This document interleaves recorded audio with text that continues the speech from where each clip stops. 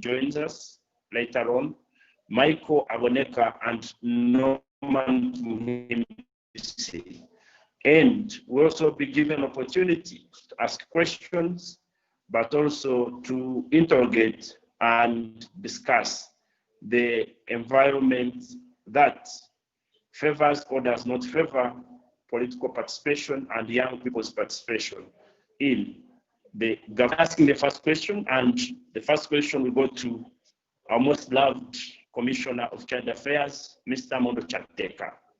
And Mr. Mondo Chateka would like to know to what extent and how does the Ministry of Gender, Labor and Social Development promote gender inclusive participation in the governance and leadership through implementation of the Uganda and the East African youth policies. Thank you very much, Primus, and good morning, Commissioner, are you getting me clearly? Yes, I'm getting you clearly. Hello, do you hear me? Yes, we hear you, Commissioner. You hear me? Yeah, good morning, everybody out there. Yes, we can hear you. Okay, thank you very much. I'm happy to join in the discussion, which is very important, talking about youth participation in leadership and governance. And before I answer the question, I want to say there are about 6 fundamental issues that we must consider when we are talking about young people's participation in leadership and governance. And when I was reading through the topic, I was reminded of the words of Max Dupree, who said the first responsibility of a leader is to define reality. The last is to say thank you. In between, the leader is a servant. To me, these are critical issues for all young people to understand as they inspire and aspire for leadership, to understand that as a leader, you are a servant. But also the second prerequisite that I feel is very important is for leaders to know that the best and most practical teacher of leadership is leadership. Learning by doing, learning by involvement. And according to Howard Green, he says leadership cannot really be taught, it can only be learned. And so by availing space, putting into perspective issues of gender, it's important to know that that's the way that the young people are going to be learning. The third thing I wanted to allude to is that the youth asset-based approach to youth programming is not an option. It's the only tested approach that ensures that youth are not targets to be met, but fundamental players in their own cause. Nothing for us without us. The young people in Uganda constantly tell us there is nothing for us without us. So as government, we are cognizant of the fact that in everything we do, we must ensure that the young people are being represented.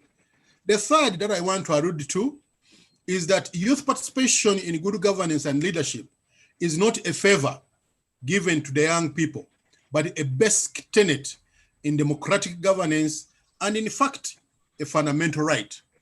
And Chan points out that there are 3 essentials to leadership. One is humility, the other is clarity, and the third is courage. We must ensure that the young people, whether we provide these policies and we do all this, we must ensure that they have the humility, they have the clarity in terms of ideological clarity, in terms of knowing where they want to go. And the fourth and second last I want to allude to is that youth participation that is not anchored in legal and policy frameworks is but a fallacy and almost mere tokenism. That we need to put in place policy and legal frameworks in which to anchor the young people's participation. Anything short of that, it means that the change in government may necessarily change the platforms that we have for the young people. But also critically important, which is 5, is that an economically empowered youth population is the face in the face of commercialization of politics and the governance space in East African communities is critically important in ensuring meaningful youth participation, capacity to compete, and resilience to withstand manipulation. You see, in the whole of East Africa, and I think Africa and the world over, politics has been highly commercialized. So it's important for us to consider how much are we doing to empower the young people economically to be able to participate in a field which is now highly commercialized. The final one is that youth seeking to occupy their rightful space in leadership and governance must of necessity seek the power that education gives. They must school themselves and empower themselves with knowledge and skills, and they must be intellectually astute and relevant. Nobody will simply listen to youth because they are youth. Leaders will only listen if you make sense intellectually, and intellectually agree with you or disagree with you, but based on the fact that you are making a point, based on research, based on fundamental principles, based on your understanding of the democratization process, the leadership, and all these dogmas that we talk about in leadership. I wanted you to note that nobody is too young to make a difference. The youngest revolutionary of all times became a leader at the age of 12, and that was Jesus Christ. And so we cannot talk about age, that age is barring people from participating. Anybody participating in this webinar and is below 12, you will excuse me. But I know that African leaders have also started their revolutions when they are young. Talk about my president, President Museveni, he started in his 20s. Talk about Mwalimu Julius Nyerere of Tanzania. Talk about Sergeant Samuel Doe. Talk about the late Gaddafi. Talk about General Paul Kagame. Talk about, people globally. We are talking about Martin Luther King. We are talking about Malcolm X, Barack Obama, Hitler, Stalin. We are talking about people even in business. We are talking about Bill Gates, Mark Zuckerberg of the Apple, Henry Ford, Warren Buffett, business magnate, and so many of all these other people. They have started their leadership while they are young. And what is important for them is the environment. Is the environment conducive for them? So as a country, Uganda, we have been able to put in place enabling policies, enabling legal frameworks, right from the Constitution of the Republic of Uganda to the National Youth Council Act of 1993, and to these other global undertakings that enjoin us to ensure participation of the young people. So through that, when we look at our Constitution, Article 32, which talks about affirmative action, it says that nobody should be, segregated by virtue of age, by virtue of disability, background, religious affiliation, etc. And Article 78 of the Constitution talks about representation of a number of groups, including the youth in the parliament, the national legislature of the country, to be able to influence things that take place within the national legislature.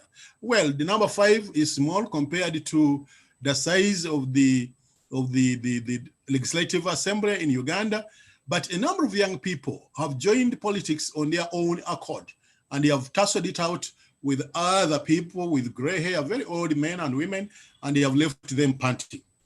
But also the Local Government Act 1997 provides for representation of youth at various levels of governance, in local governance structures at level 3 of sub-county, level 5 of district, village and parish, so that their voices are heard at those levels. And in here, we talk about female and male, to give credence to the fact that we need both the girls and the boys to be participating. And at the national level, in the national legislature, we talk about five young people, one of whom must be a female. And right now, they are tussling it out And I guess that Dr. Abel may not be with us because she has decided to join a constituency, and the nomination is today, but she has grown through the leadership of the National Youth Council, which is another nursery bed for us. We refer to the National Youth Council as a nursery bed to budding politicians, and looking at a number of them who have been nurtured. The survey is real big. You talk about the former East African Legislative Assembly Speaker, Right Honorable Danny Kidega, a fruit of the National Youth Council. You talk about ministers. We have a number of ministers who are products of the National Youth Council. We have a number of MPs, and we have a number of people in management at in different areas, including at the ministry level. I'm a product of the National Youth Council. I was the chairperson of the District Youth Council, where I come from, and I've rose through ranks to be a bureaucrat that I am today. But also through other organizations like UNSA, Uganda National Students Association, we ensure that there is balance between the male and the female. And these are good grounds for, grooming young leaders who later on will take on the shadows and the mantles of power to be able to lead the East African community and the different countries of East Africa to yet another level. We have also ensured that in terms of statutory bodies, I'll give an example of the Equal Opportunities Commission, we ensure that there is a representative of the young people. But also, the Equal Opportunities Commission is like a reference point. If you feel you have been unduly treated as either a woman or as either a young person or as either youth, you have the reason to go and report, and your case will be listened to. Let me finally talk about representation at the university councils, governing councils. We are seeing a number of young people, female and male, represented in the governing councils of universities and school councils and in prefectural bodies in the different schools. And this to us again are grooming young people to take on leadership at a tender age, which makes a lot of sense. Because like I said at the beginning, most of the leaders we see today, they started at very tender age. Talk about the Stalins of this world. Talk about our own East African community. All of them started young. And so it's not miraculous that somebody would just come from anywhere and fall into leadership. Like I quoted Green, leadership is learned by doing. When we started the National Youth Councils in Uganda, and when we said young people should be represented in parliament, there were some other voices that were saying, is Ugandan government running out of ideas? How do you bring untested, unexperienced young people into the National Legislative Assembly? We said, no, you cannot teach one to drive without pressing him behind the steering wheel to drive. And so we believe that the asset-based approach to youth planning, to youth grooming is what makes sense for us to be able to change the terrain and see a number of young people in leadership. And when they find obstacles, like Zig Ziglar would say, they should not change their direction. They can only change their direction, but they should not change their goals to reach there. Obstacles will be there. Like I've said, money is playing a very big role in influencing who gets elected, how and where.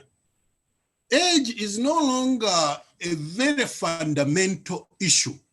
The young and old are coming in. What disadvantages the young people is the issue of the money element. The moment we deal with that, then I'm sure we shall be on the road and hit the road very fast and be able to change a lot of things. In conclusion, young men and women need to define early enough their goals, mission, and the harbor they are aiming at. And to be tough on themselves. They need to be tough on themselves because the terrain is not going to be easy, it's going to be bumpy, but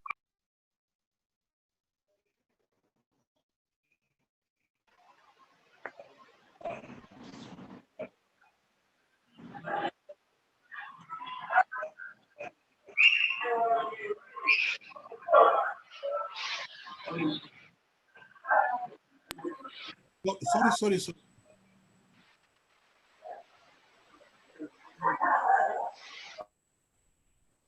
Sorry, I think there was a problem somewhere. But am I heard? Yes, Commissioner, we are hearing you loud and clear. Okay. So in conclusion, I was saying that like Zig Ziglar says, when you are tough on yourself, life is going to be infinitely easier to you. And that in life, we should not always expect that things are going to be that easy. You will always find obstacles, but as long as there are ways and means to engage with these obstacles, then we should be able to see the light of day. Let me end with the last quote, which is from Victor Hugo. He says, an invention of armies can be resisted, but not an idea whose time has come. The time for youth leadership, I don't want to say it has just come. It came. All we are trying to deal with is those obstacles, those impediments that have made some young people shy or unable to participate on a level ground to be able to influence policy.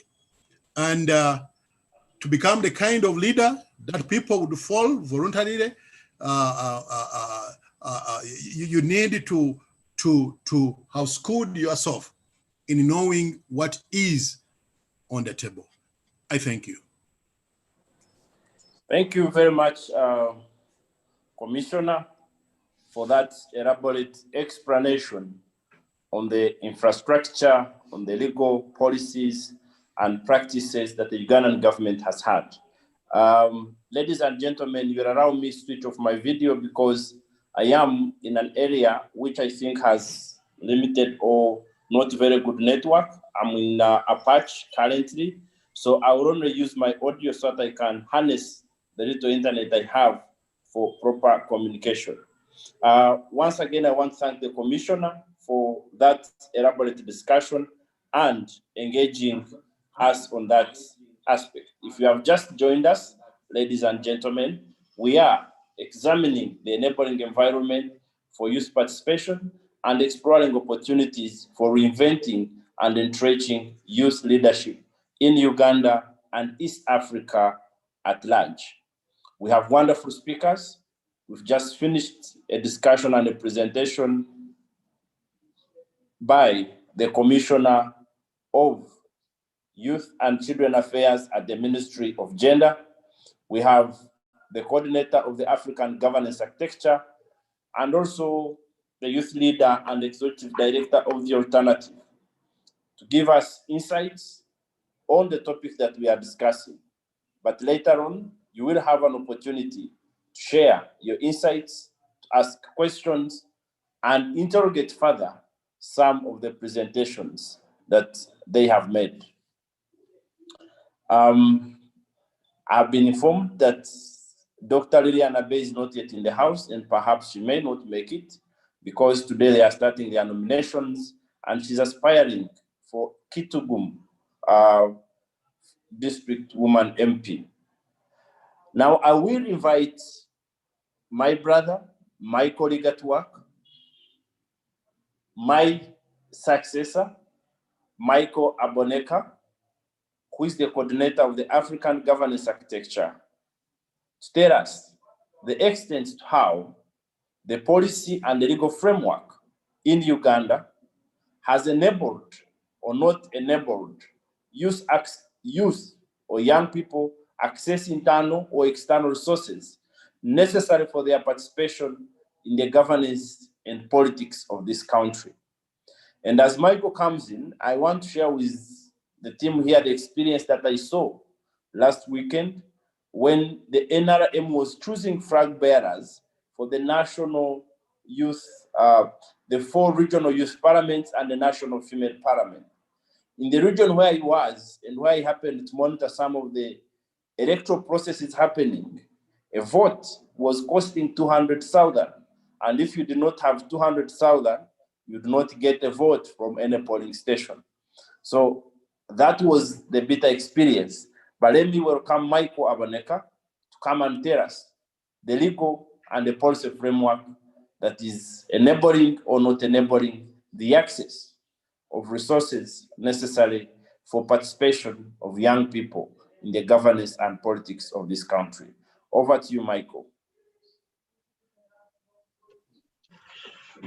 Well, thank you, Primus, and colleagues who have joined into the discussion. I want to thank the commissioner for giving us that good opening.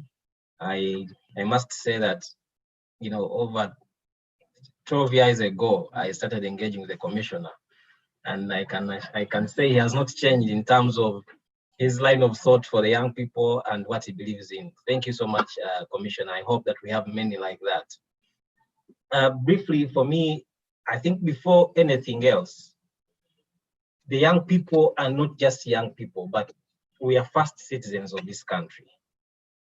And we are citizens of Africa, wherever we are.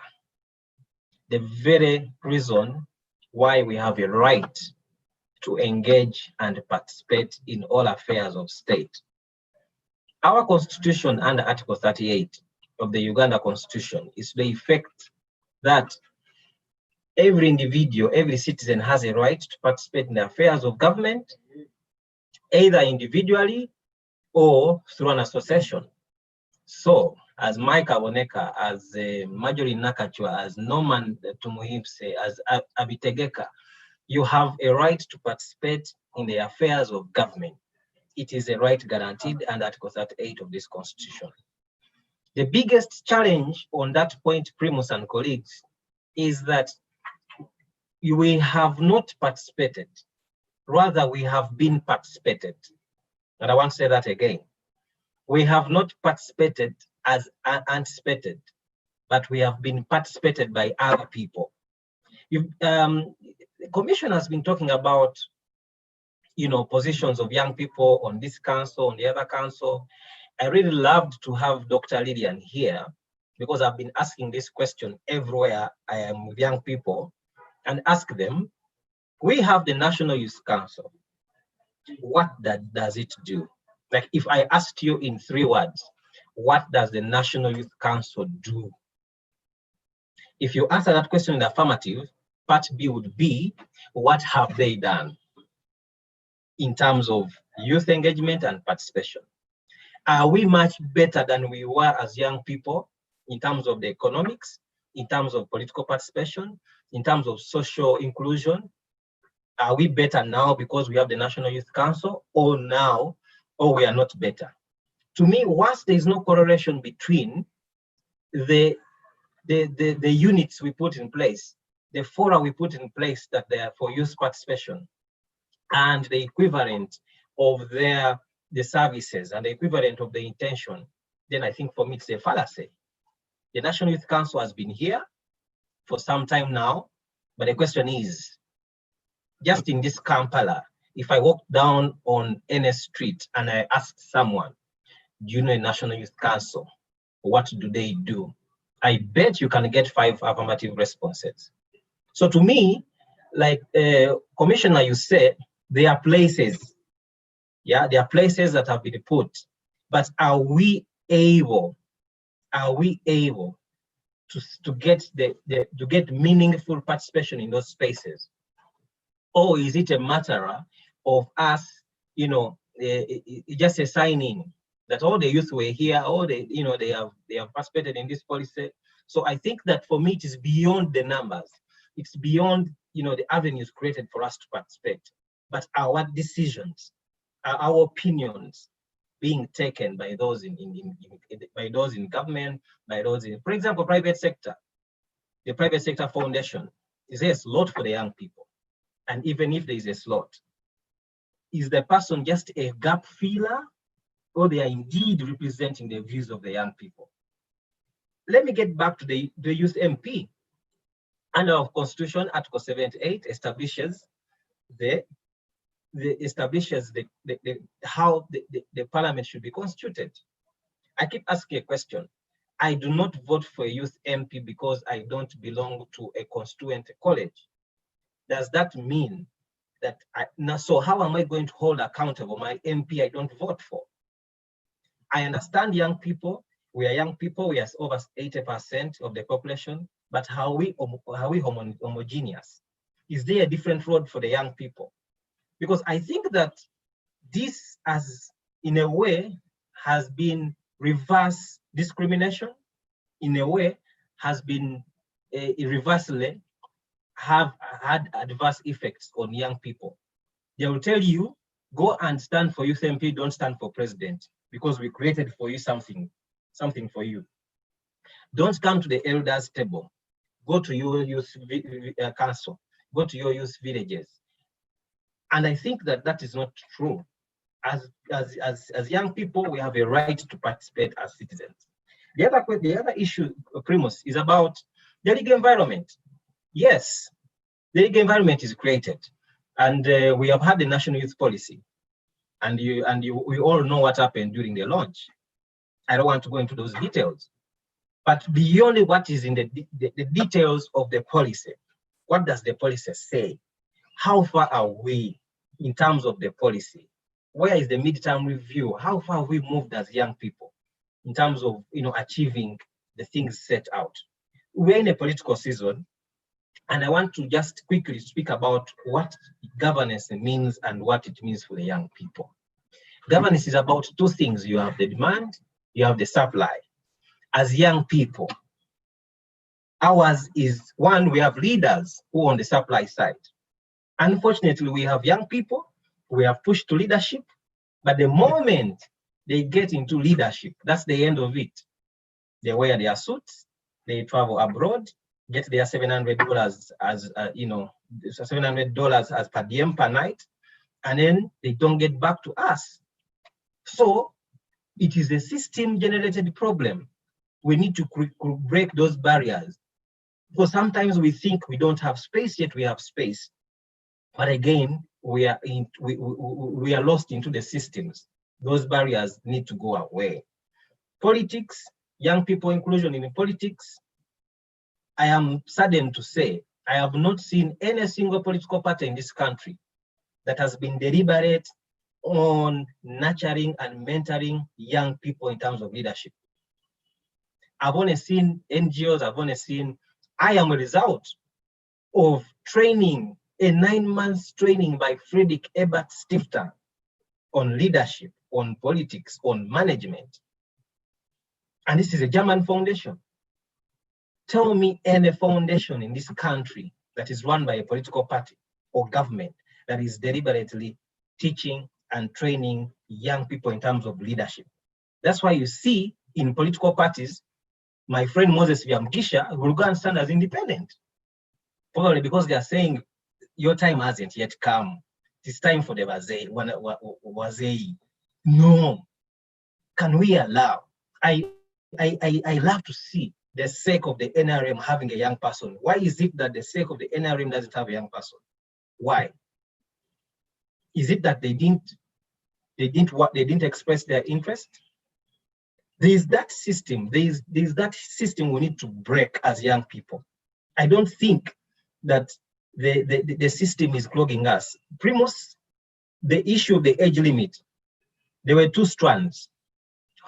In the recent youth manifesto, I think of the 2016-2020, even the previous one, where I participated heavily, there was an issue of removing the age gap, the age cap for youth to stand as a district LC5.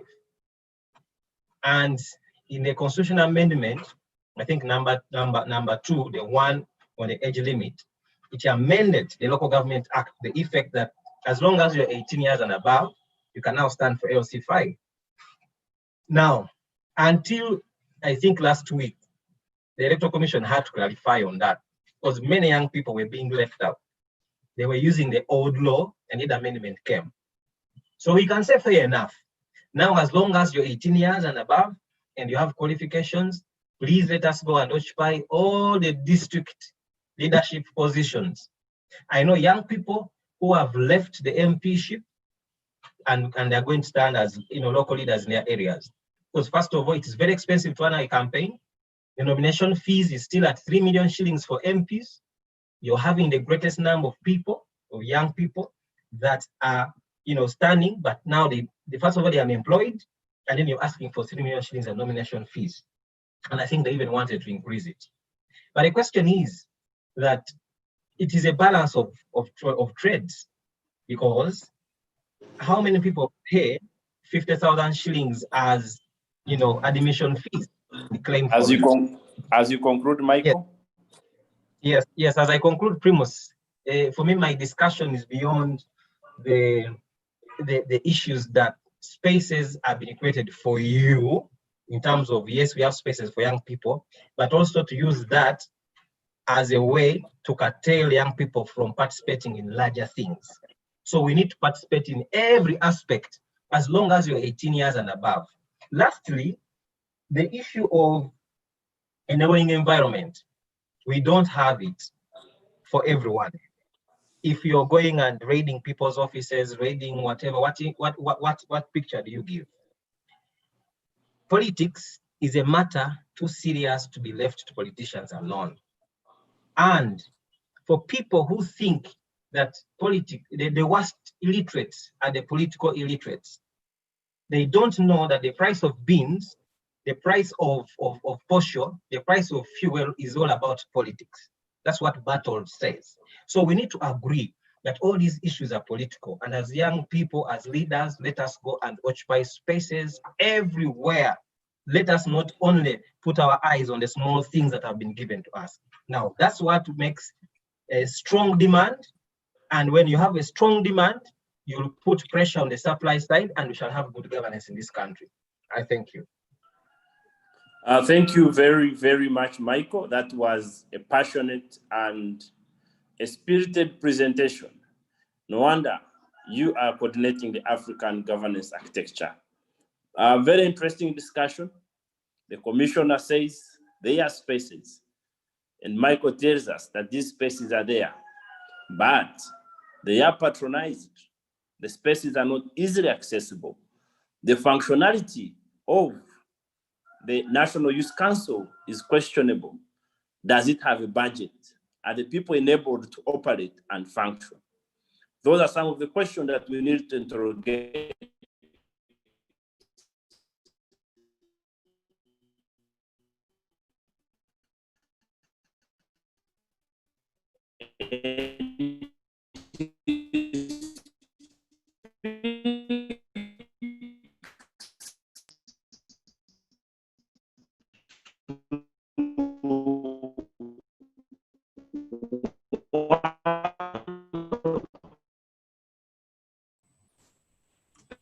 We are losing you, Primus. We can't hear you.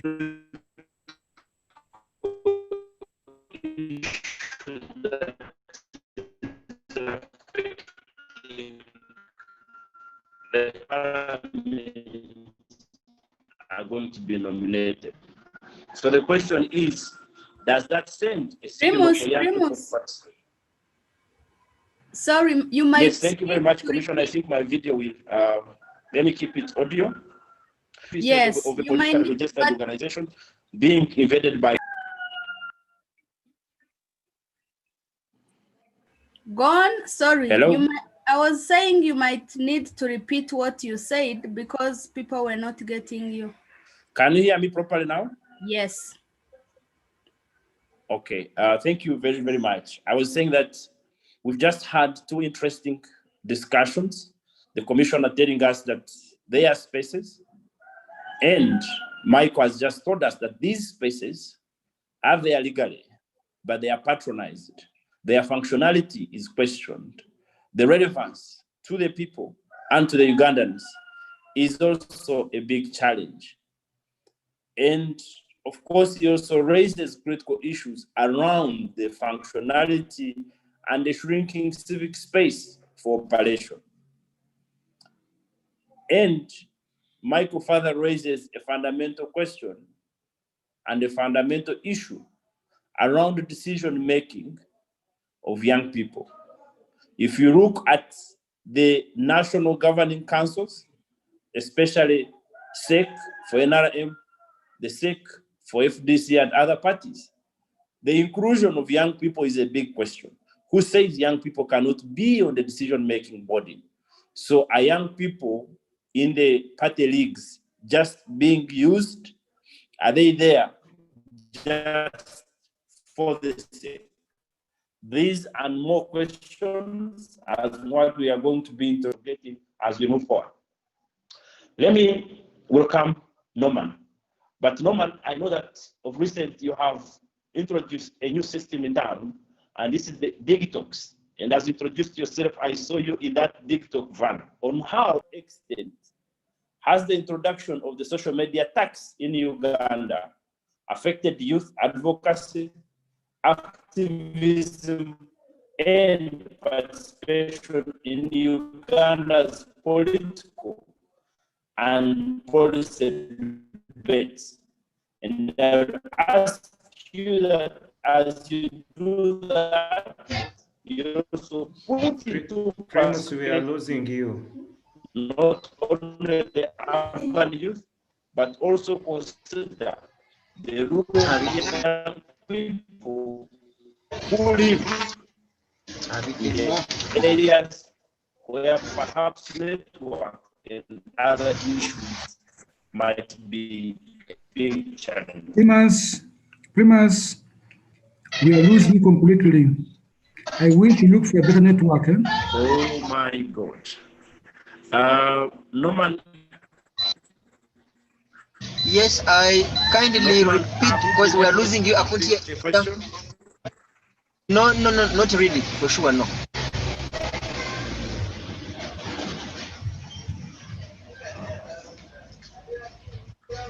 Hello, Primus. I think there is a lot of noise happening in the room. I don't know if I do. No, you're breaking. It's not this side.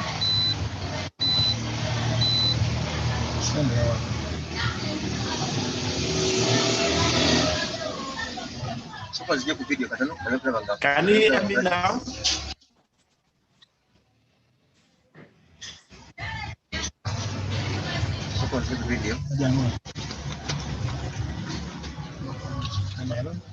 Hello, Primus. Hello. Due to technical difficulties. Yes, now we are you. One of our team members will join in. Sodfa, if you can, Julius.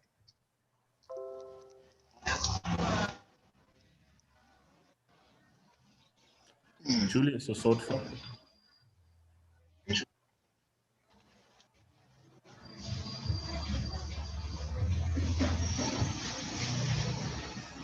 Hi, good morning, good afternoon. I hope you can hear me clearly and well. Yes, we can. Thank you very much. So my name is Sodfa. I'm here with my colleague Julius, and we are leading this research on the study. It's a pleasure to have you all, and thank you for your valuable contribution. So actually, Primus was addressing the question to Norman, and the question is, how and to what extent has the introduction of social media tax in Uganda affected youth advocacy, activism, and or participation in Uganda's political and policy debates? Please, Norman, the floor is yours. Well, thank you all for your time, especially people, the likes of Michael and others, the commissioner and other people. I'm glad to be part of this meeting, and I wish to thank the organizers for offering some time to also give us time to deliberate on a few things. That's very wonderful of you people. I have heard from Primus and others, and this is no secret anymore, that the social media taxes have affected our mode of operation, especially when it comes to mobilizing and informing young people. First of all, it's on record that Africans, and in particular Ugandans, do not want to read. So for some reason, social media had come to more or less promote the, the spirit of reading and following the sequence of events, getting information from social media, learning a few things, and I think in my view, by the time the government realized that people were now becoming more informed, getting the same information from social media. That's why, in my view, they were convinced to introduce such taxes to continue suffocating the right to information and also block young people from accessing information, which has definitely affected our way of operation as young people. Because first of all, young people were still battling with unstable networks, as you can even see even now. And then before the network, internet network is worked on, and then they introduced the social media attacks. We remember the Minister for ICT that time, Honorable Kajiji Frank was launching free Wi-Fi at City Square in this country to hoodwink that the government aimed at providing such basics to young people, in my view, who couldn't afford like tariffs for internet. But it also goes back to, I mean, it's like confusing people. Like you give with one hand and then take with, you give with right and then withdraw with left. So this is what it meant, more or less, that you come in the morning, you launch Wi-Fi at City Square, basically for young people because they are the most fragile and who are not able to afford internet. Months later, you come and introduce OTT tax. So it means, it means there was no, in fact, confusing people. We tried where the minister launched free Wi-Fi. It does not work, and no one is even bothered. But perhaps if young people had some OTT, then this could be, I mean, it could be easy for them to tell that even what they launched isn't operational. But that aside, as Primus and the rest of the speakers have narrated, until there is intentional trainings and civic education for young people to know that they have not just a right, but rights to push back and widen their space, I can authoritatively say things might continue even worsening, because I had Michael talk about the sake of NRM. I am lucky to have been a friend to the national youth leader of NRM, and he told me that SEC has one person, is the only person who is allowed to be into SEC. So you imagine this young boy, amidst the old authoritative, for lack of another word, men and women, I just never go through.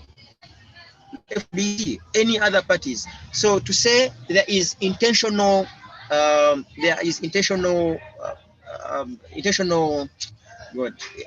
intentional brains by the old people to suffocate young people. I wouldn't want to use this. I mean, it's not blackmail. I have interacted with some two former presidential candidates when we had begun our movement that time, and each one of them wanted us to work with him. And I asked each one of them independently and said, okay, as a movement, we would work together, but with an MOU of, let's say, if young people, by that time, they were over 75%. And I said, is it possible that if we work together as a movement with you, upon winning this presidential election, are you able to appoint the administrative offices at least at a tune of at least 60% of young people? I can assure you, each of the presidential candidates said, let us first work together. We shall discuss that when we are there. It is then that I considered all the people not being intentional onto equipping us as young people. Fortunately enough, a month or so ago, I crossed the other bridge from 35 up where we are no longer, I personally, I'm no longer considered as a youth. But it's important of me to also put it on record that we are doing our best to equip young people whom we believe have potential. Also, all of us, be it civil society organizations, political parties, and others, I think it is also important for us to note that we should have two ways of trainings or civic education, for example. You have one other side mentoring leaders, but it's also important for us to also have the other right side also mentoring other people who will be able to demand those who will be trained to be leaders, and those who should be equipped to understand the purpose for which leaders are built. So that those that we mentor, the moment they lose track, there is another side of the bridge that asks them tough questions. I think for me, that is what is basic.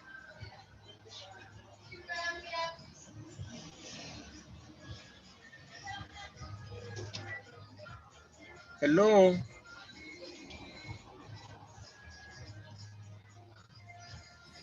Yes, we can hear you.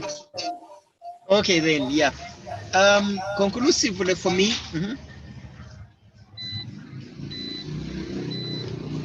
yeah, conclusively from me, in regards to that particular concern, it's just like having two pockets onto your clothes. You have a pocket on your shirt and you have a pocket on your trouser. So you pick 10,000 from your shirt, you put in your trousers pockets, and then you tell people that you have 20,000. That's being naive. That is what is happening for now. The government will introduce affirmative action as a policy. It gets female or representatives, and this is with the due respect to our speaker, the Speaker of Parliament, and other people. And this person continues to represent women for over 30 years. And then they tell you, we have done our best. We have done our best to bring you people on board. And before you know it, he's a female, she is a female representative for life. You have 5 slots for youth MOPs. I mean, 1, 2, 3 to 5. 5. And this is what hoodwinks young people. So to some young people, they think they have enough. And this is what is hoodwinking young people and continue living other offices with an assumption that those offices are for all the people. I think in my view, as a movement leader, we will continue teaching people, especially young people, to stop fighting for the 5 slots of youth MOPs and rather concentrate onto participating in everything that is in this country, be it business, be it politics, be it presidency, be it anything. And perhaps with the time, because this can't be an event, it's a process. And I wish to thank ActionAid for so many platforms it has provided to young people as a means to mentor them and bring the best out of them. But also as a movement, we shall continue doing what we are doing in a most constitutional and civic manner to bring young people on board and tell them know their purpose than simply being poster hangers. Because as we all know, if you continue watching the sequence of events, young people, I mean, very few can even afford nomination fees. Even when they amended the law, the government made it intentional not to go on ground to educate people, especially young people, that they now had a right, that their chains had been set free, that they could now participate by way of contesting for bigger offices like LOC 5. It was kept, and this was intentional to continue suffocating young people. So to say, we will continue doing our best to train people and ask whoever is able to do so to bring young people on board. It's unfortunate that means like social media are being suffocated because of the taxes that have been put onto such platforms. But nonetheless, I think we'll continue doing our best as a generation. And that is why by way of promoting these social media platforms, we introduced the Digitalk. This is for example, the van where I'm seated. It's fully fledged and it moves around the whole country, hosting so many. It has hosted already. Primus and Aboneka Michael are part of the people that have been in the very van as a mean to continue widening our space and pushing back.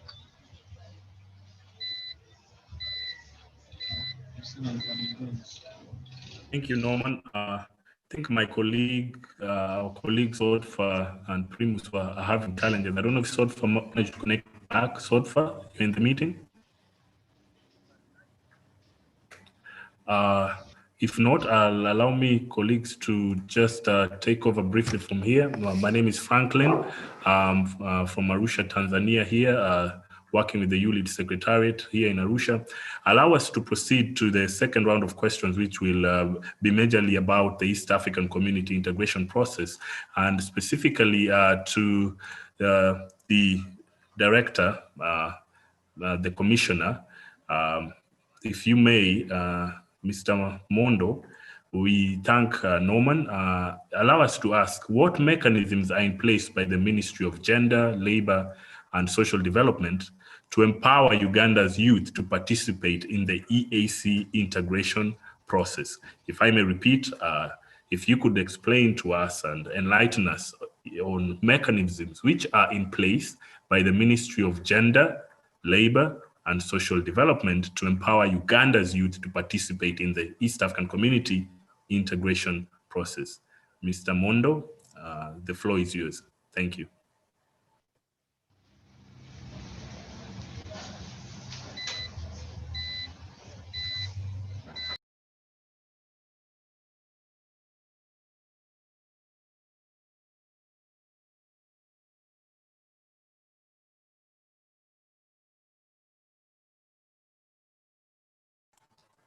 Mr. Mondo?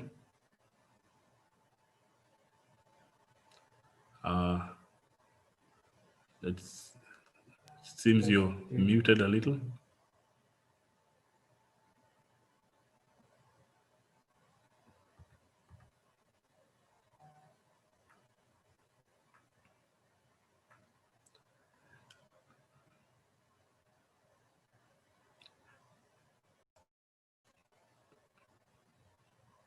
Probably as we await that, because I see, yes, Commissioner Mondo is being assisted to get the audio back. Probably it might involve signing off. Oh, it's back. Awesome. Thank you. Thank you very much, Michael. One of the ways through which Minister of Gender and basically the entire government is striving to ensure participation of young people in the EAC integration is first and foremost through civic training. Civic training, Uganda, we are now embarking on having a national youth service scheme in place that would assist to improve on the civic competence of the young people in the entire country. In addition to what the National Youth Council is doing to enlighten the young people on the importance of participation. There have been questions from out there as to whether the National Youth Council is funded. Yes, the National Youth Council is funded from the Consolidated Fund of Uganda. You may say that maybe the money given is not enough, but the entire government doesn't have enough money. And the national statute that established the National Youth Council provides that the National Youth Council can be funded from the consolidated fund, but also through the young people themselves under the National Youth Council being able to raise other monies from elsewhere to be able to facilitate their activities. That does not mean that the government is not putting in money. Government is putting in money, but it may not be enough. Like even the entire government doesn't have enough money for everything it has to do because of the conscripted resource envelope. Two, the way the young people can participate within the East African economic integration is through economic empowerment.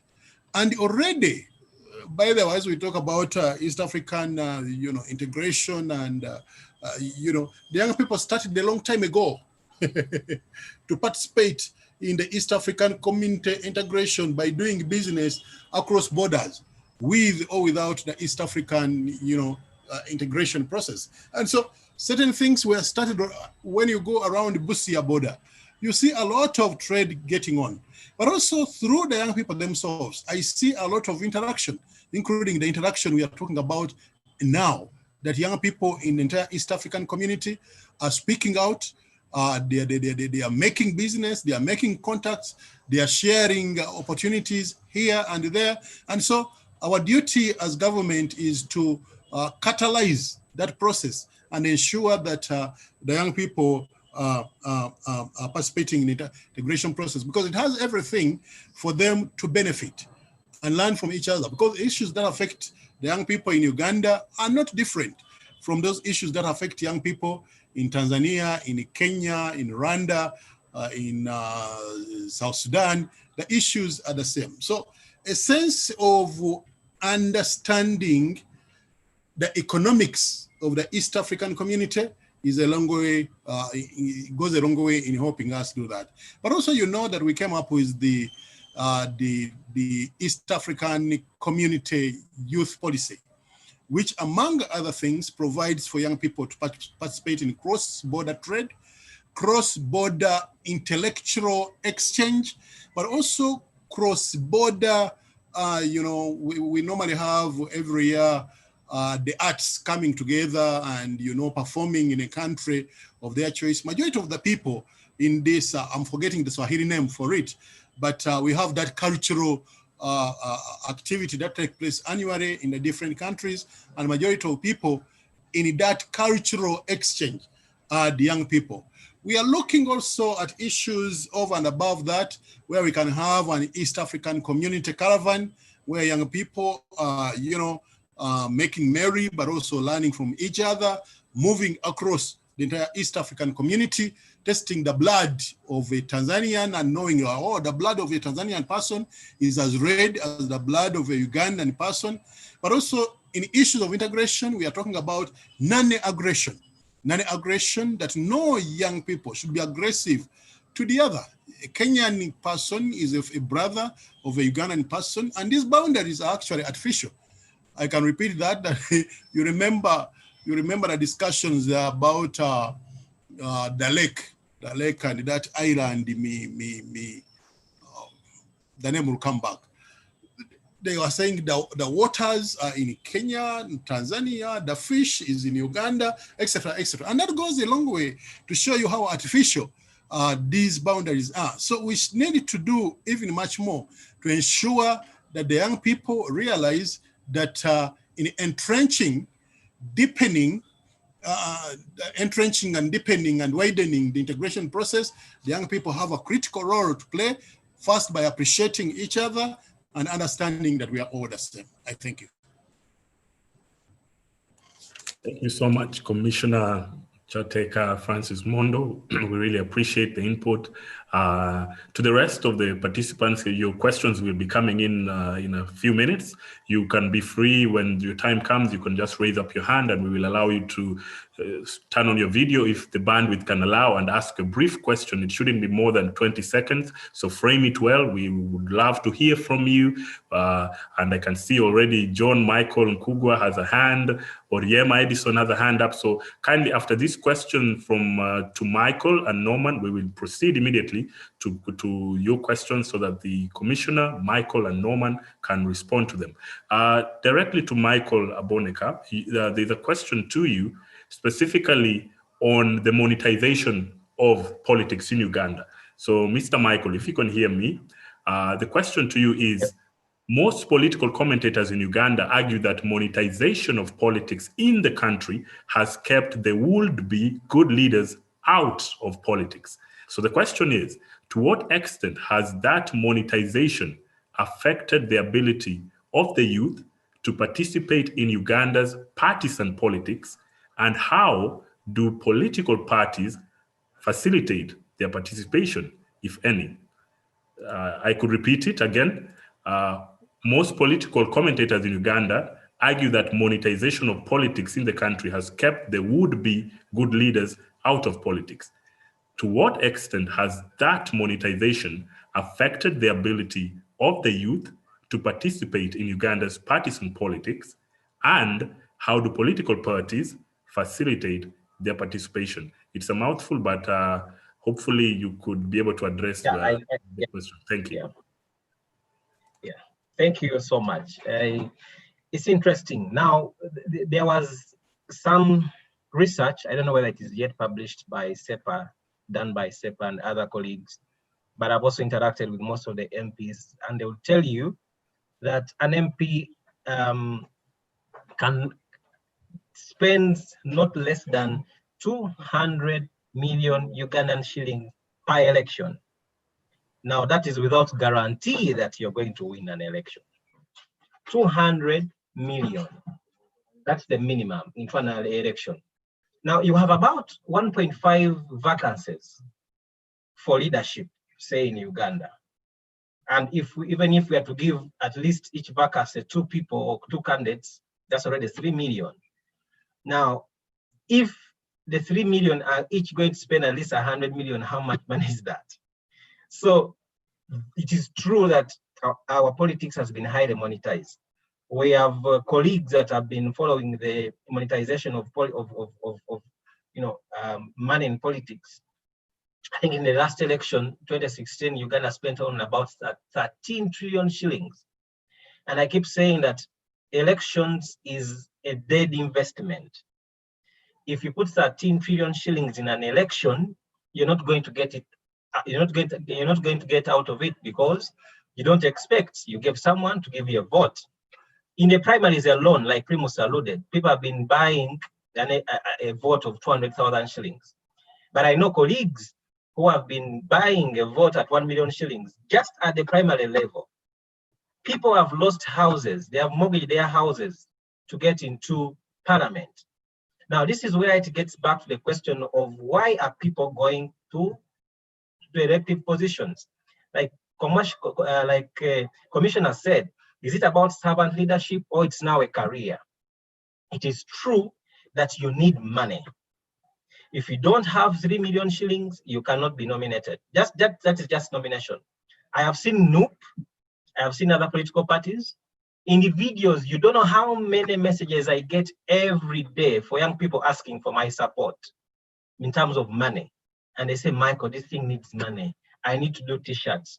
If at primary level, our children are asking us money for sweets, money for smoke pens to be able to give people. At guild president level, ask all these guys who are tuned in. There are people who have been at the guild president level, how much money they invest into the campaign.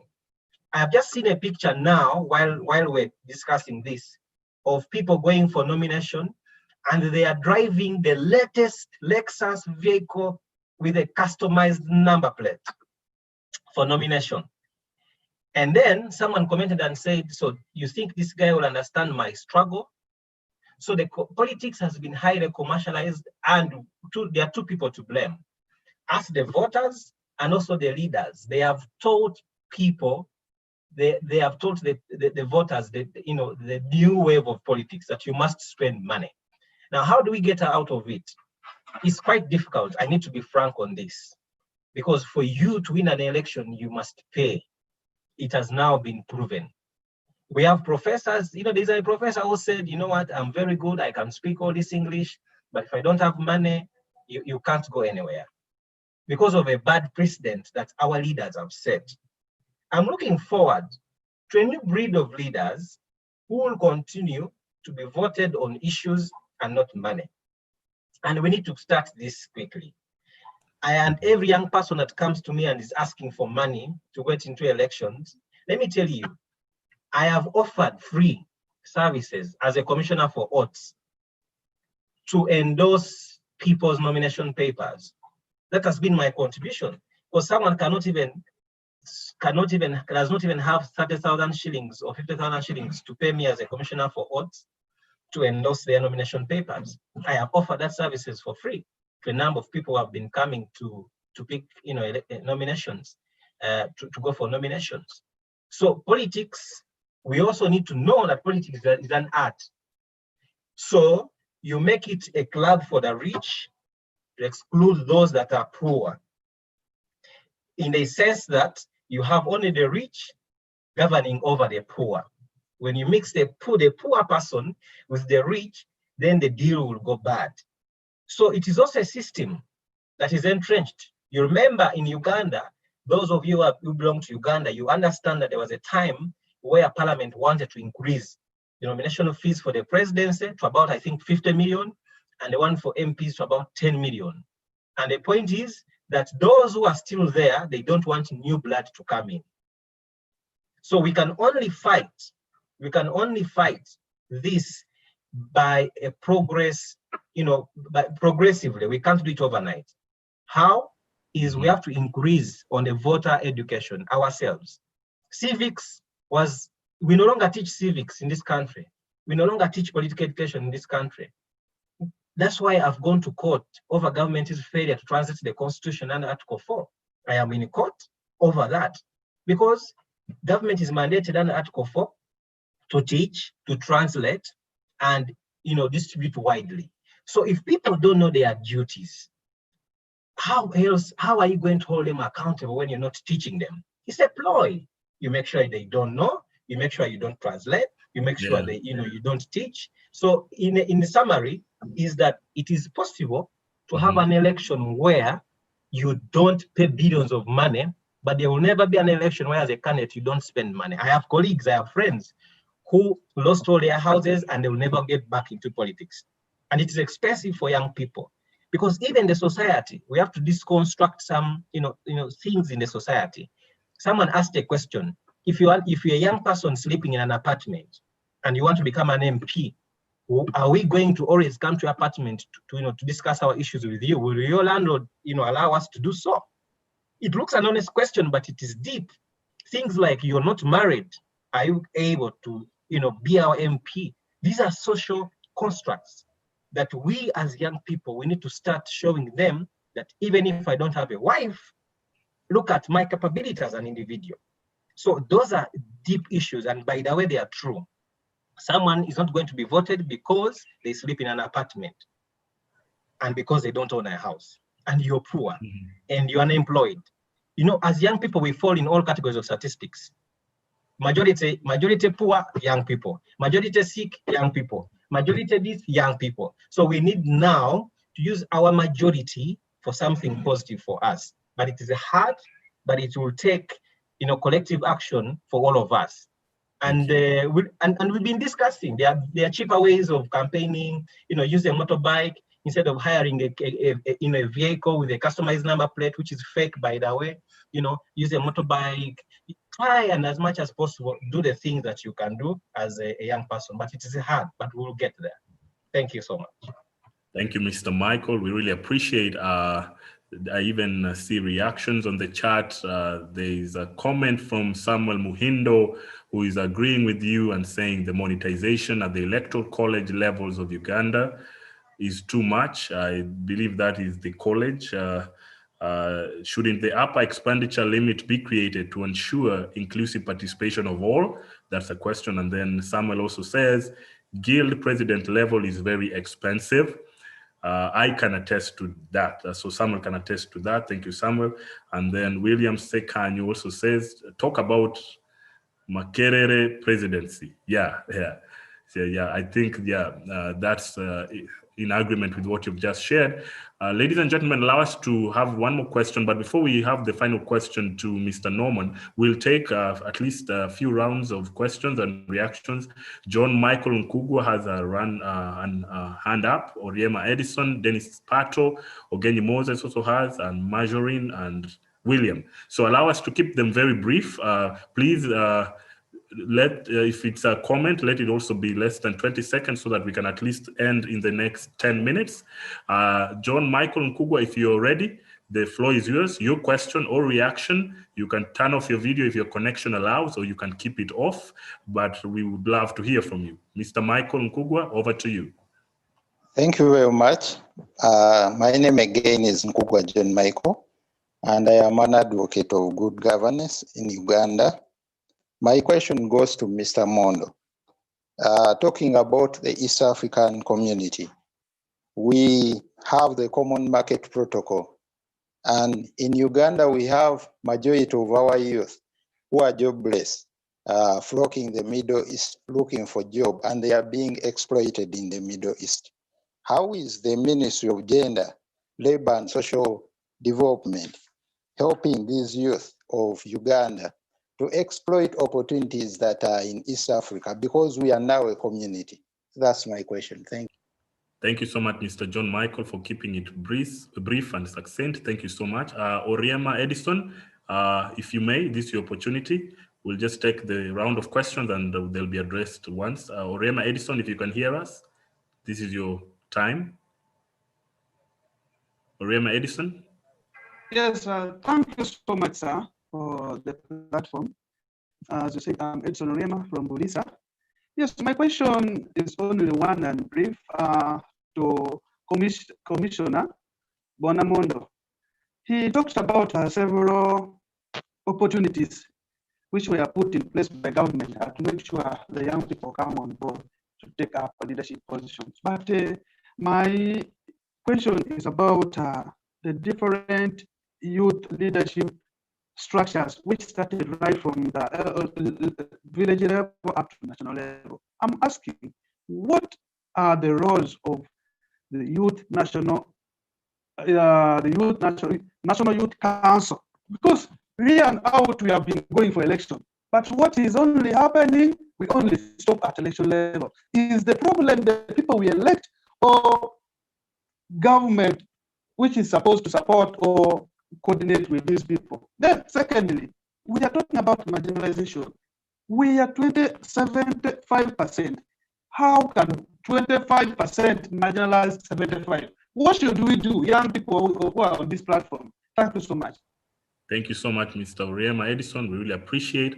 If Dennis Pato, if you're available, if you can hear us, you can turn on your video if your bandwidth allows and pose your question or comment. Welcome, Mr. Dennis Pato. Right, thank you so much. My name is Dennis Pato. I work with Vijana Core, a non-profit that works with marginalized young people across Uganda. Mine is more of a comment than a question to Mr. Mondo. When you spoke about economic empowerment in regards to the mechanisms that are in place to empower youth as regards to East African community, the economic empowerment you spoke about, Mr. Mondo, when you put a lot of emphasis on cross-border trade, you see, for us who work with the last mile youth, one of the things we observe is the very lack of economic empowerment for these young people. When Michael Aboneka spoke about a lack of political nurturing, lack of nurturing of youth leaders, I think that goes as deep as asking ourselves, after we have so empowered these young people, are they able to put bread on their table? Now, I get the feeling, Mr. Mondo, that the caliber of young people you're talking about as regards to cross-border trade are the more privileged one.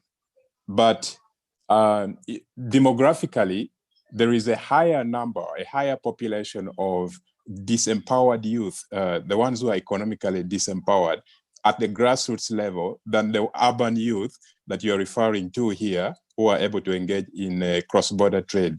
Now, maybe at the tail end of my commentary is the question then that, is there anything that the government is doing apart from the kind of funds that government has been giving out to young people, which I'm sorry to say are failing dismally, because these young people, again, are the very ones who are failing to return these soft loans that government is extending for various reasons. And the main reason, again, is the lack of nurturing. You give money to a group of young people who are not trained enough to use this money to start a business.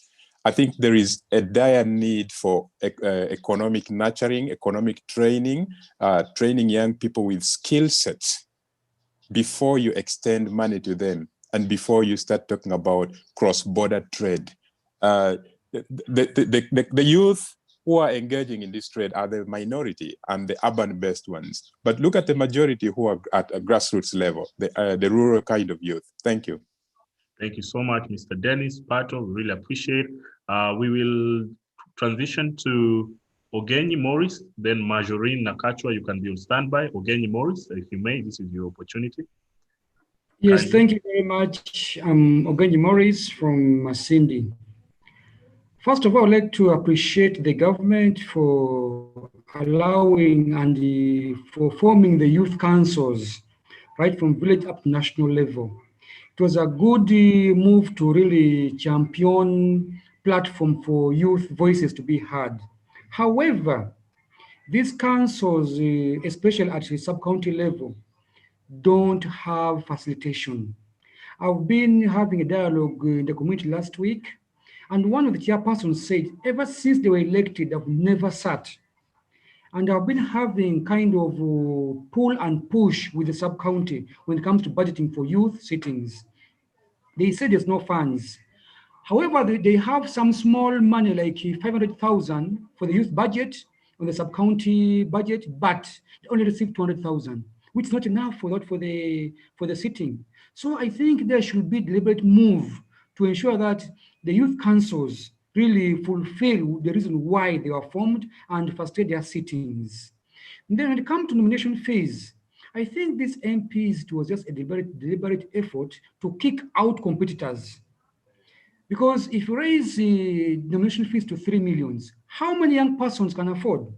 For instance, I've seen some young people across Kirandongo, Masindi, Bulisa, Hoima, who want to contest for MOP, but they can't raise the 3 millions. They are struggling. And this not only at national election, but also right from party. You find they must pay for 3 millions at the party level, then come to national election of 3 millions. So it's really blocking them from participating. I think something should be done on that. Thank you very much.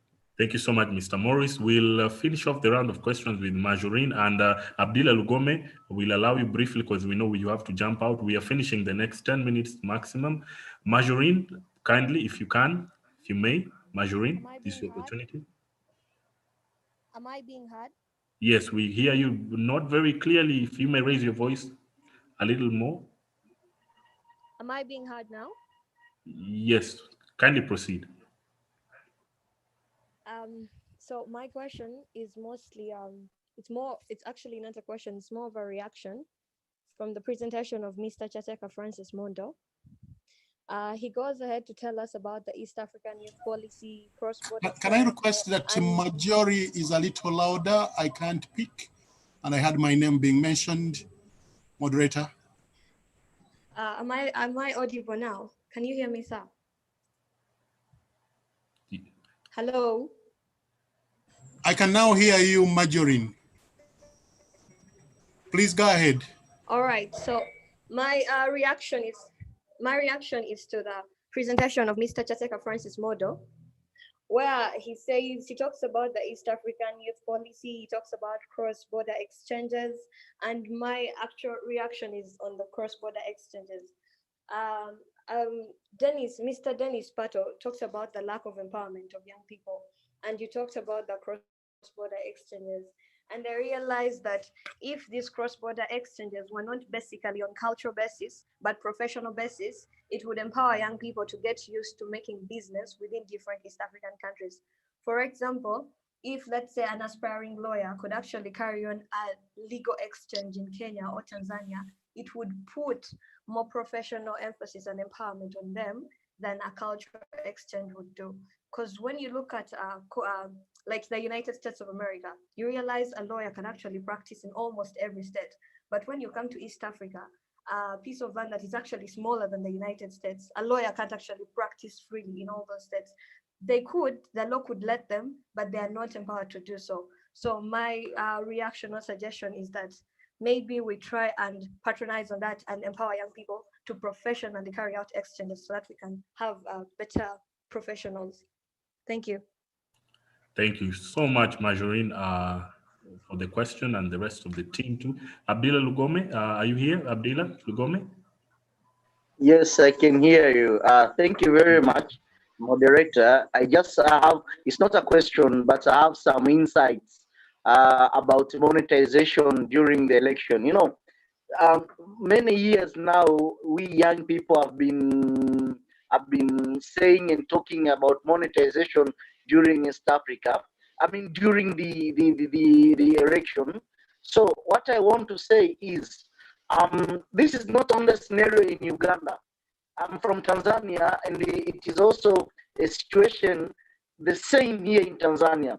But what I can advise my fellow young people, we are not, I mean, we are not in a situation that we can compete in the election process to the persons who have money. What we are supposed to do is to build the mutual ground techniques of campaign. And actually, you know, there is a different techniques in campaign where we can use and actually win the election. So it is up to now for us to look on which modalities are we going to use in order for us to win the election. And apart from the monetization, but also most of us, we are not even, engaging fully in politics, but rather we are doing as activism. You see, politics and activism, these are the two different issues. So when you are practicing politics, we need really to practice politics. And when you are practicing activism, be an activist.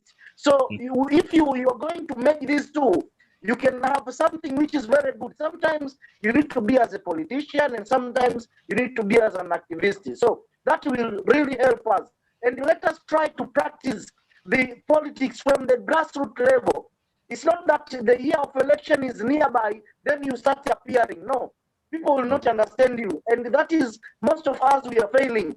We are just appearing during the day of the election. We are not making a mutual relationship with those voters in the ground. So let us change the attitude of looking money. Sometimes we need to have different style of campaign techniques. Thank you very much. Thank you so much, Mr. Lugome and the rest of the participants. Allow us to kindly transition to answering the questions by the panelists, because we have very limited time. And then, because we need to wind up in the next 7 minutes, we are past the time. It was supposed to be an hour and a half. And also there's a specific question to Mr. Norman that needs to react to. So kindly allow us to begin with Commissioner Chateka Francis Mondo. You can take it away with the questions that you managed to capture that were directed to you, and then we'll go to Mr. Michael Aboneka and finally Mr. Norman. I am not very happy. I am not happy at all. You're looking us like out. My apologies. We definitely are running behind time. Allow us to kindly have reactions, and if time will Can I allow. make please 1 minute submission? 1 minute, please. Okay, please you go ahead. Thank you. My name is William. My name is William Sekanyo. I work for Islamic Women Initiative for Justice, Law and Peace. And I hail from Kasanda district. Now I want to make 2 submissions in 1 minute. One is about UNSA leadership, the Uganda National Students Association leadership. Can we quickly look at the members there at the executive and question how they were elected? That has actually become a patronage of a sort. Now, second is about the youth livelihood fund that actually comes to the sub-county levels and how people have now turned it into a myoga thing. Now, the myoga here are actually being used as a political tool. You either get the money, you either support me and get the money when I'm the incumbent, or you don't support me and actually fail to get the money. Now, when the commissioner talks about the urban youth and, forgets about somebody in Kasanda, Manyoga Seka like me, who actually has been here and looks at things, and I've always wanted to come up, but you cannot unless you support the incumbent. And it's not upon me to support the incumbent if I don't see value in him. And we've been left out. So the commission actually speaks from the urban sense of, he speaks about the urban youth. I want to thank you, the moderator. Thank you, Mr. William Sekanyo, for those insights from UNSA. So more issues on your entry, Mr. Commissioner. Welcome, please. Thank you very much, moderator. Moderator, let me start with the first question that talks about the common market protocol. Yes, it is in place. And a number of things have not yet reached the stage at which we want them to be. A lot of hurdles are still being faced, and these are being ironed out at the highest level of the East African Community Legislative Assembly and East African Community leadership. When you talk about externalization of labor versus creation of jobs within the East African community, we believe that no jacket fits all. We believe that much as we have to target the jobs within the East African community, the population of Uganda is growing so rapidly, faster than any of the East African country. And therefore, we have a lot of young people who are being churned out of the universities who cannot easily find jobs, those being churned out of other technical institutions that can easily not find jobs. So if they can find jobs elsewhere within the world, we feel it is okay, but that's not our first priority. Our first priority is, can we lend people money? People talk about giving. Government is not giving anybody money. government is lending young people money at concessional rates to be able to start their businesses and pay back the money through the revolving fund, which is Youth Livelihood Program, but also Uganda Women Enterprise Program, but also Operation Wealth Creation, but also access to NADS. You know, we should cease to take programs that have the nomenclature youth as the only programs that are for the young people. There are these other programs that young people must position themselves to get interested in and be able to benefit. The East African Community Strategic Plan for Youth, People with Disability, and Women is very elaborate and it's being reviewed. And it caters for, among other things, economic empowerment of the young people, issues of harmonization of youth legal and policy frameworks, issues of mainstreaming youth issues in planning and budget processes of 6 priority areas, including trade, infrastructure, statistics, the issues of youth participation in the East African integration process, among others. The time is very little, but I would have loved to continue. But let me add very quickly on the youth councils. That was the role of the youth councils. The youth councils were formed in 1993 through a statutory instrument. And the purpose was to unify the young people in Uganda to be able to speak with one voice, but also to enable them participate in activities that can be beneficial to themselves as young people, but also to the nation as large. So when we blame it on government, I think one of the things that government did, which is so important and which has done a lot of things in terms of providing a platform for the young people, is the National Youth Council platform.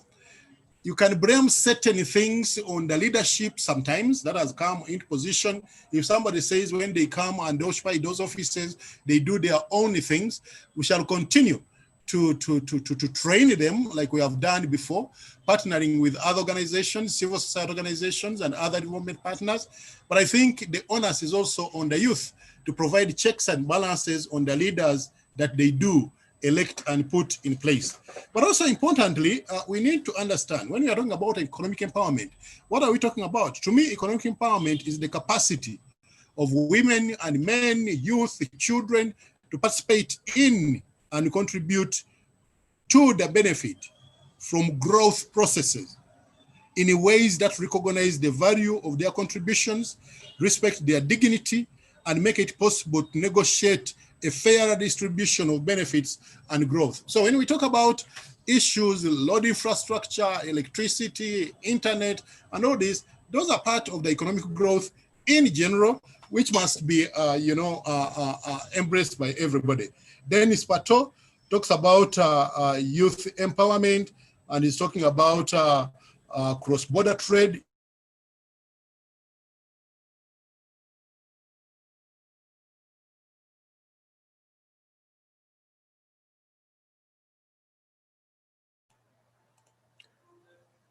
Hello?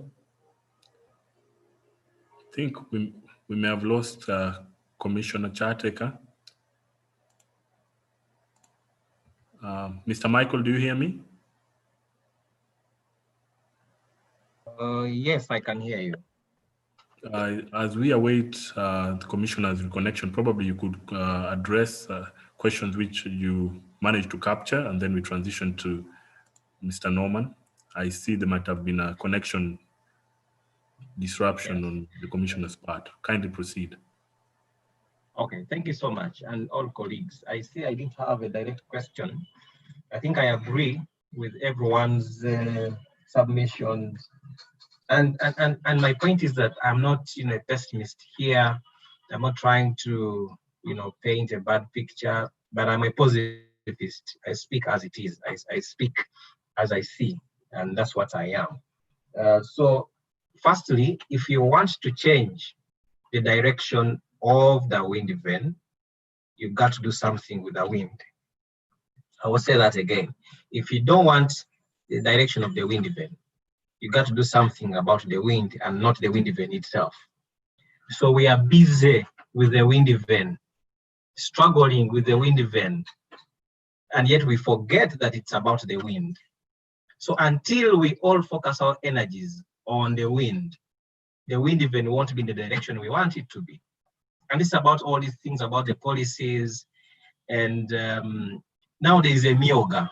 Up now people are asking, I've been in Kumi, I've been in Paris, people are asking, now what is a mioga? You know, the youth livelihood program, have we done a midterm review? How can you do business as government? And how do you want to do business? And then at the same time, you're eliminating poverty. At the same time, people, I know youth in Kayunga who were arrested because they failed to pay back the money. People are asking in this COVID-19, how are we going to do with returning back the money? What is the government's plan? I hope Commissioner Mondo, there is a plan to help the young people. I agree, we need to work towards economic empowerment, social empowerment. At the end of it all those things are nothing without good governance, and nothing without the right political leadership, which we must all, ensure that we have.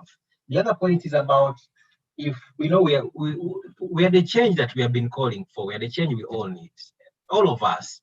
And let us be courteous. Let us be cordial, and iron sharpens iron. Let us call the bad bad. Let us call the spade, and fix whatever has failed. Because if we continue, greasing over things which are really old and already breaking, we won't go far. So I think, as I conclude, that we are the young people. The elections are underway. Tanzania, I know that probably this month, and us nominations are started. How come the candidates never die? It is us, the young people, that die in this violence. We should stop being manipulated. The guys are going to disintegrate us. They come back to Kampala here, do their champagne and sleep in, SC and whatever, and they leave the society disintegrated. As young people, let us take the message out there. The vote, or whatever it is, will end, but life must continue.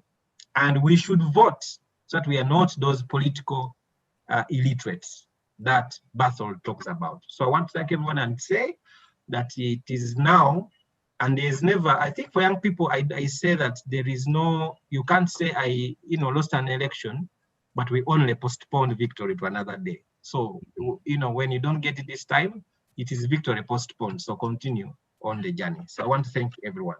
Thank you so much. Thank you so much. I see Commissioner Mondo has been able to reconnect, but allow us to have a final question to Mr. Norman. And I see there are comments on the chat. For example, Mr. Timugaya Apollo says, this event should have been at least 2 hours. We agreed. Definitely time is not on our side, but allow us to kindly go to conclusion. The commissioner will conclude. But for now, Mr. Norman Tumuhimbise, this question was specifically requested to you. If you could give us your insights and your experience to this question, here it goes. How has the implementation of the Public Order Management Act of Uganda facilitated and or affected the ability of the youth to associate?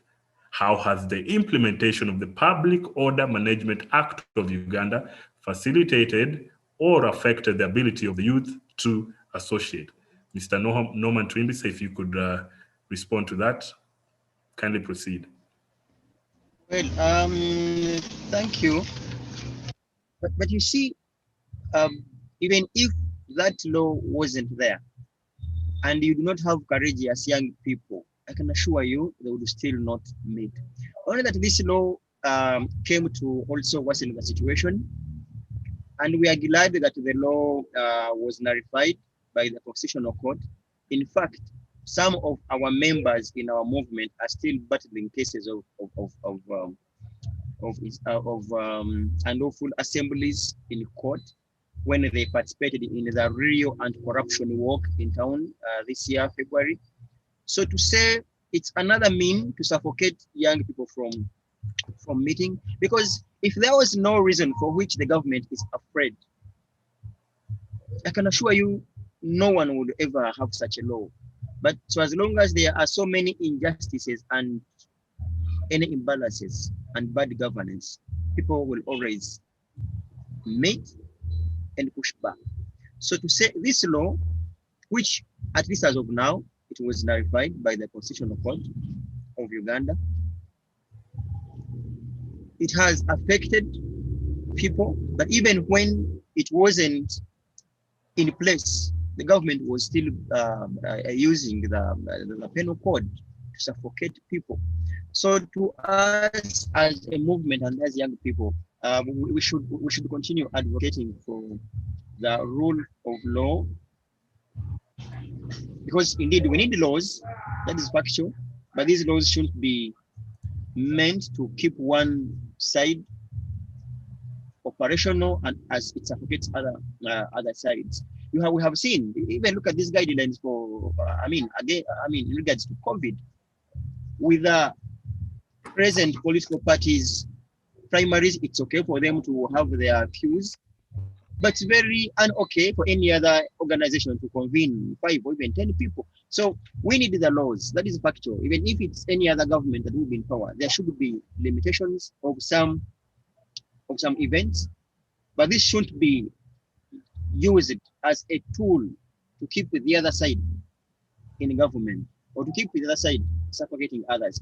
So to say, as of now, at least we know that the law was clarified, but of course it is now the responsibility of both the government to ensure that the nullification of the Constitutional Court is respected, and also the citizens to practice, because the judges will nullify the law.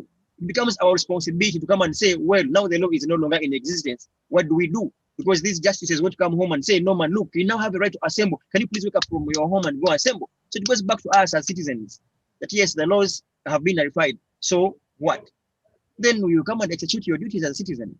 Yeah. But to say conclusively that whatever duties that are aimed at being executed by any citizen, they should be constitutional and non-violent. That is what is key. And that's what our movement is all about, training young people to be. You can resist it in a civil way and the constitutional and non-violent, because I can assure you, violence never wins anything anywhere. Thank you. Thank you, Mr. Norman, for those wonderful insights.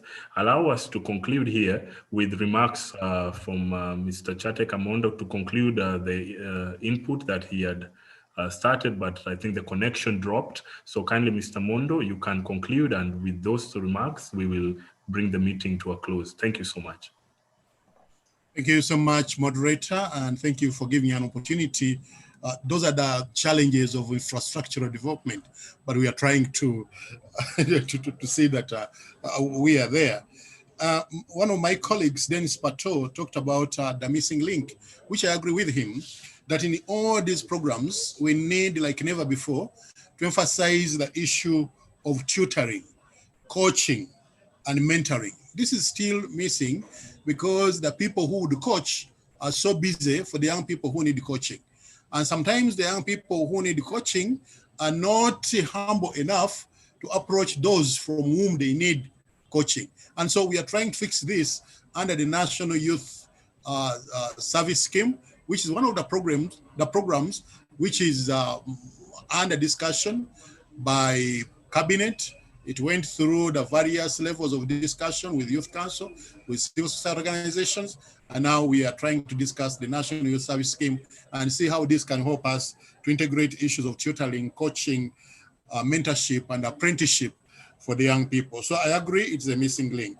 For my friend again, Morris from Masindi, yes, like I said, moderator, I belong to the first council, the District Youth Council, where I come from. I don't want to mention, I don't want you to know.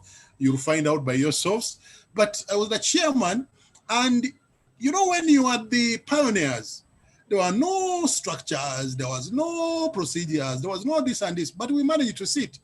So even now, when things are even much better, it is important that you find the little that you have to sit, discuss ideas, and be able to plan for fellow youth with their participation. It is betrayal of the trust they put into you to just sit back and say, we have no resources. You must put your heads together with the little money that is, and also contribute towards making this possible. Finally, I agree with Marjorie that cross-border trade alone is not enough. Yes, it's not enough.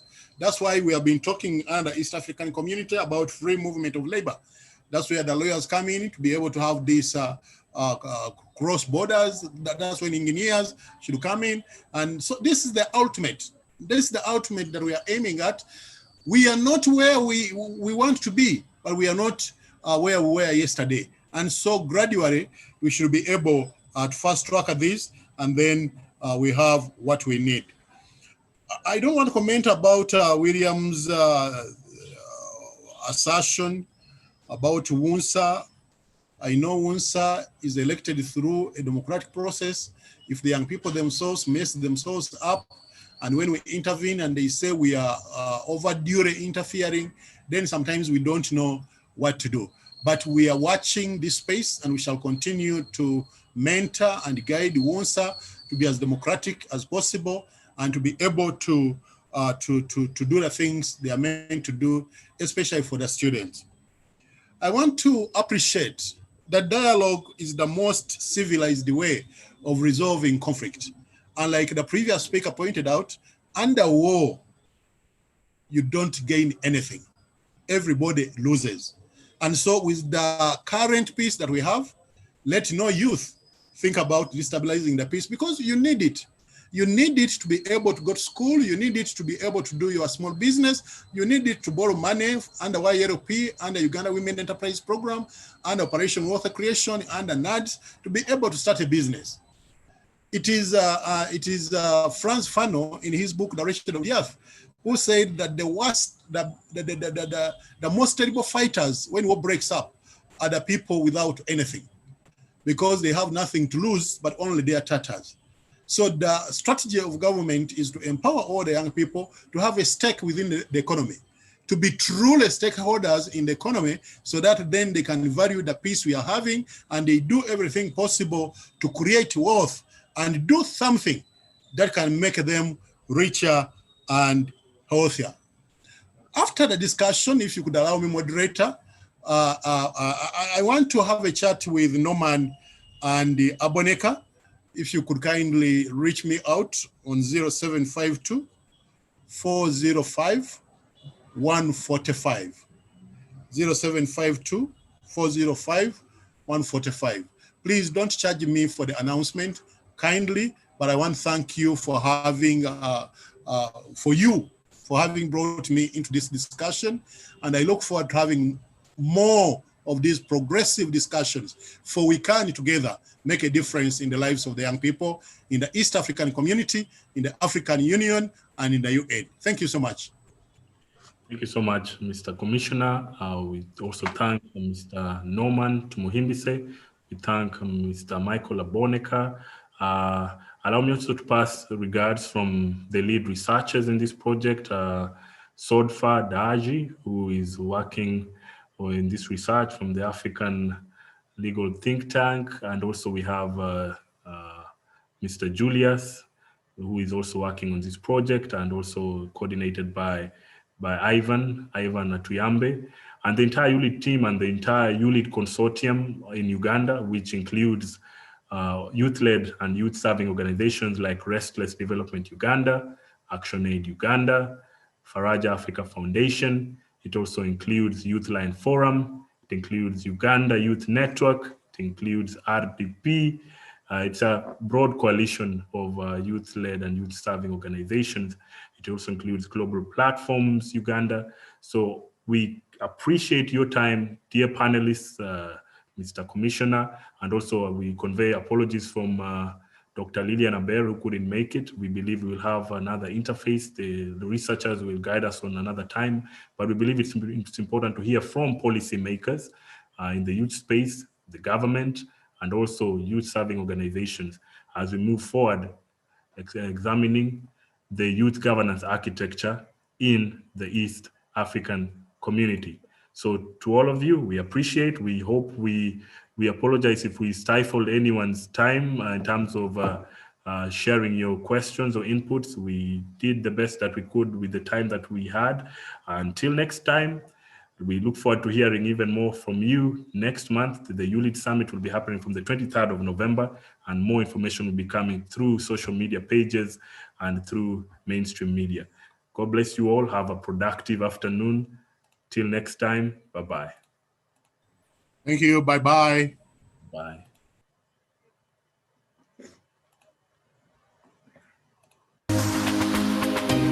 MC Benny. Come on, East Africa. This a party. Tell them. Afrika Mashariki. Twaje pamoja. From country to country, yeah. We gotta work together. We are leaders now. Aiming high for the better. Together. To make our nations greater. By sharing to the power. So you lead, I lead, we lead together. So you lead, I lead, we lead together. We will lead, we will lead. Let your dream be a reality. We will lead, we will lead.